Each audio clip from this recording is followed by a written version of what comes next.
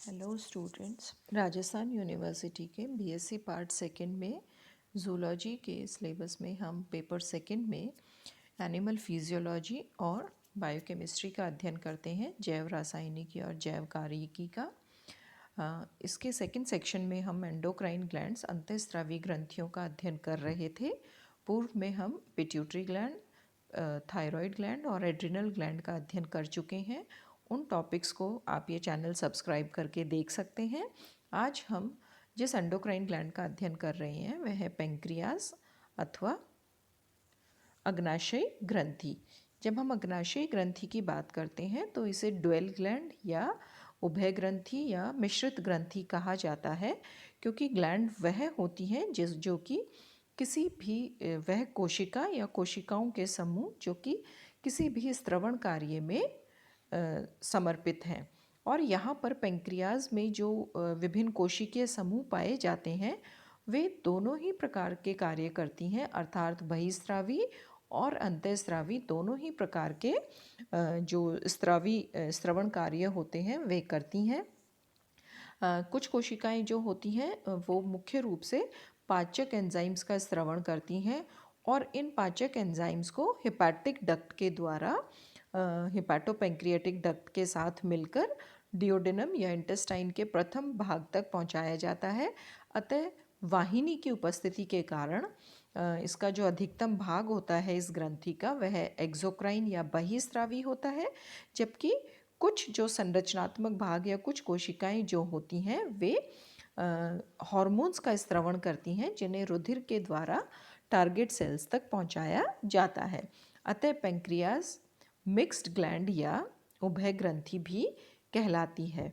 अगर हम संरचना का अध्ययन करें तो इस चित्र में आप स्पष्ट रूप से देख सकते हैं कि यह एक लीफ या पत्ती के समान संरचना होती है जो कि क्रीम से हल्के पीले रंग की कोशिका होती है और यह लगभग 6 इंच या 12 से 15 सेंटीमीटर लंबी ग्रंथि होती है, जो कि स्मॉल इंटेस्टाइन छोटी आंत्र के डियोडेनम भाग से लेके स्प्लीन तक विस्तृत रहती है और अमाशय और स्मॉल इंटेस्टाइन के मध्य जो यू शेप्ड लूप बना होता है उस आंत्रयोजनी में यह उपस्थित रहती है। तो इसकी संरचना के आधार पर हम इसे 3 भागों में बांट देते हैं।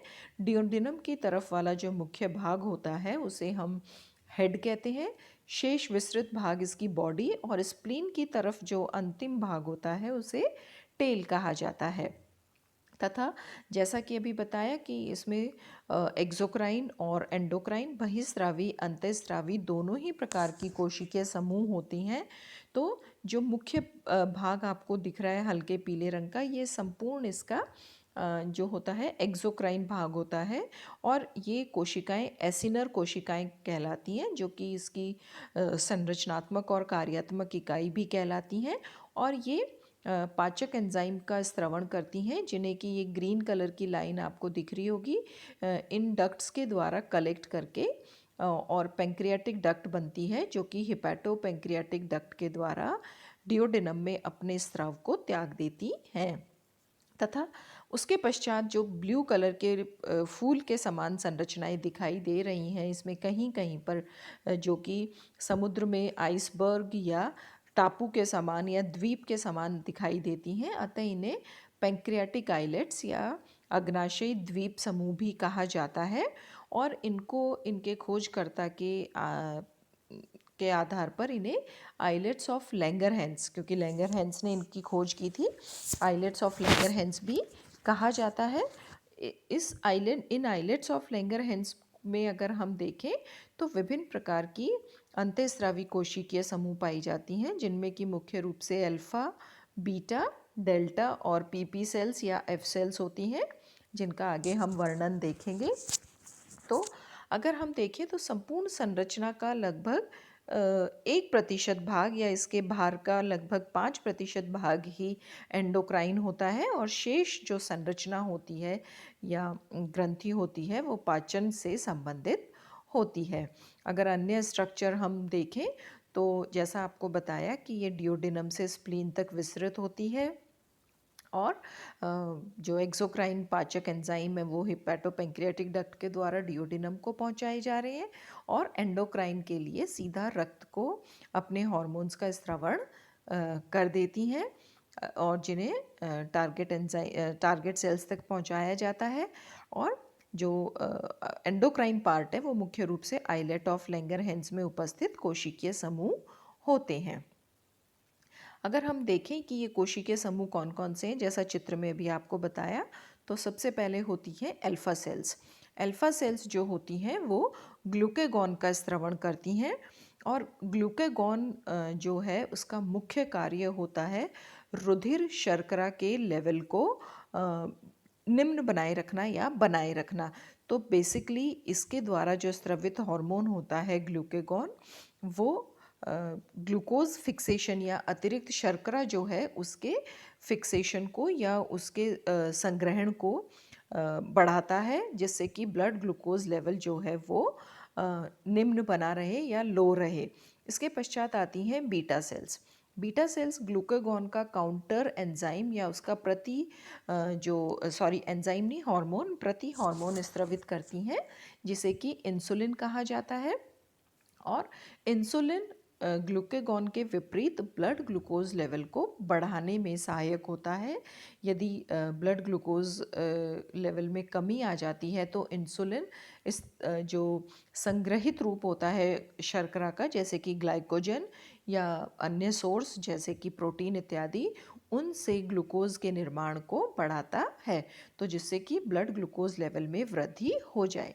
तीसरे प्रकार की जो कोशिकाएं होती हैं वो डेल्टा कोशिकाएं होती हैं, और डेल्टा कोशिकाएं मुख्य रूप से पेप्टाइड हार्मोन सोमेटोस्टैटिन का स्रवण करते हैं। और सोमेटोस्टैटिन एक तरह से इनहिबिटरी या संदमन हार्मोन होता है, जो कि अल्फा और बीटा सेल्स के स्रवण को नियंत्रित करता है। सोमेटोस्टैटिन जो होता है बेसिकली हाइपोथैलेमस के द्वारा स्रावित GHIH अर्थात ग्रोथ हार्मोन इनहिबिटरी हार्मोन के अंडर रेगुलेट होता है, अर्थात उसके अंतर्गत ये अपना कार्य संपादित करता है। इसके पश्चात जो आती हैं वो F सेल्स होती हैं, या जिन्हें हम PP सेल्स, क्योंकि ये पैंक्रियाटिक पॉलीपेप्टाइड हार्मोन का स्रावण करती हैं। अब इन चारों कोशिकाओं से अल्फा, बीटा, डेल्टा, और F सेल्स से जो हार्मोन स्रावित होते हैं उनका विस्तार पूर्वक किस प्रकार से अध्ययन करेंगे, जब हमने देखा कि अल्फा सेल्स जो होती हैं वो मुख्य रूप से ग्लूकेगॉन का स्रवण कर रही हैं।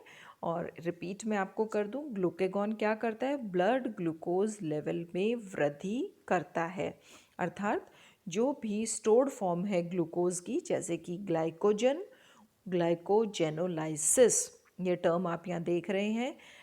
आपको कोई भी टर्म रटने की ज़रूरत नहीं है, आप इसको समझिए। ग्लाइकोजन लाइसिस, ग्लाइकोजन ग्लूकोज का संग्रहित रूप होता है, और लाइसिस का अर्थ होता है ब्रेकडाउन, अर्थात जो ग्लाइकोजन है उसके ब्रेकडाउन या उसके विखंडन के द्वारा ग्लूकोज को मुक्त करना, रिलीज करना, और ब्लड ग्लूकोज या रक्त शर्करा के लेवल को बढ़ाना। यदि ग्लाइकोजन समाप्त हो गई है या कम है तो अदर सोर्सेज जैसे कि स्टोर्ड फैट हैं या प्रोटीन हैं, उन स्रोतों से ग्लूकोज के निर्माण को बनाना, ग्लूकोनियोजेनेसिस। ग्लूको अर्थात ग्लूकोज, नियो अर्थात अदर देन ग्लाइकोजन या अदर देन स्टोर्ड कार्बोहाइड्रेट, जिनमें कि प्रोटीन या फैट्स आएंगे, और जेनेसिस का अर्थ होता है निर्माण। तो अन्य स्रोतों से ग्लूकोज का निर्माण करके रुधिर में उसके लेवल को बढ़ाना। तो ग्लूकेगॉन बेसिकली क्या कर रहा है, दो प्रोसेस में को स्टिमुलेट करता है, ग्लाइकोजेनोलाइसिस, ग्लूकोनियोजेनेसिस। ये दोनों ही क्या करेंगे, ब्लड ग्लूकोज लेवल को बढ़ाएंगे। अब बीटा सेल्स क्या कर रही हैं, इंसुलिन ब्लड ग्लूकोज लेवल को कम करता है, अर्थात ग्लूकेगॉन के प्रभाव को कम करता है।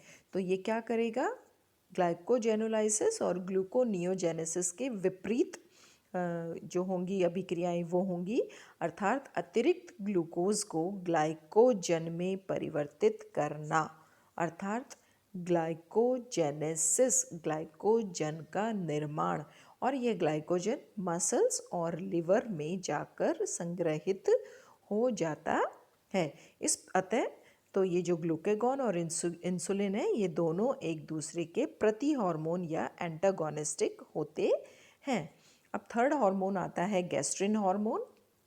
गैस्ट्रिन हार्मोन जैसे कि नाम से स्पष्ट हो रहा है, मुख्य रूप से आमाशय की में जो पाचक एंजाइम होते हैं, स्पेशली जो एसिड्स होते हैं, उनके स्त्रवण को प्रमोट करता है या उनको स्टिमुलेट करता है। अम्लीय जो भी पाचक रस होते हैं उनके स्त्रवण को ये नियंत्रित करता है। और नेक्स्ट आता है सोमेटोस्टैटिन। सोमेटोस्टैटिन इंसुलिन और ग्लूकागॉन दोनों ही हार्मोन के लेवल को बैलेंस करने के लिए या इन दोनों में संतुलन बनाए रखने के लिए अर्थात ब्लड में ग्लूकोज और सॉल्ट, शर्करा और जो सॉल्ट होते हैं, लवण होते हैं, उनके लेवल को मेंटेन रखने के लिए, नियमित बनाए रखने में सहायक होता है। और जो नेक्स्ट होता है एफ सेल्स या पीपी सेल्स जो स्रावित करती हैं, वो होता है इंटेस्टाइनल पेप्टाइड।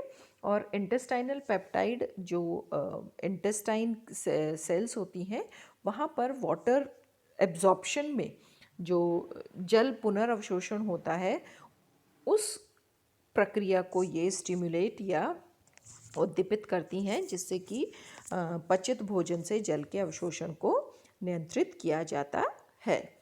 अब हमने पैंक्रियाज की संरचना पढ़ ली, उनमें पाई जाने वाली विभिन्न कोशिकाएं और उनके हार्मोन्स का अध्ययन कर लिया। इस आधार पर हम यह देख सकते हैं कि पैंक्रियाज की जो एंडोक्राइन सेल्स होती हैं, उनका मुख्य कार्य होता है ब्लड ग्लूकोज लेवल का बैलेंस, नियमन, ना तो उसे अधिक होने देना, अधिक होने पर ग्लाइकोजेनेसिस का प्रक्रिया का बढ़ जाना, और ब्लड ग्लूकोज लेवल कम होने पर ग्लाइकोजेनोलाइसिस या ग्लूकोनियोजेनेसिस अभिक्रियाओं में वृद्धि होना। और नेक्स्ट इसका क्या फंक्शन होता है कि ब्लड ग्लूकोज के साथ साथ सॉल्ट और वाटर रीएब्जॉर्प्शन या वाटर एब्जॉर्प्शन, जल अवशोषण को भी नियंत्रित करना। तो ये बच्चों पेंक्रियाज का स्ट्रक्चरल और उसका सिक्रीशन पार्ट था। डिसऑर्डर्स को हम नेक्स्ट टॉपिक में स्टडी करेंगे। ये डायग्राम्स और नोट्स आप कॉपी कर लेना, पीडीएफ फॉर्म में आपको उपलब्ध करा दिए जाएंगे। और पूर्व की जो एंडोक्राइन ग्लैंड्स हैं, उनको देखने के लिए आप चैनल सब्सक्राइब करके वो टॉपिक्स भी आप पुनः रिवाइज कर सकते हैं, नोट कर सकते हैं। Thank you and have a nice time.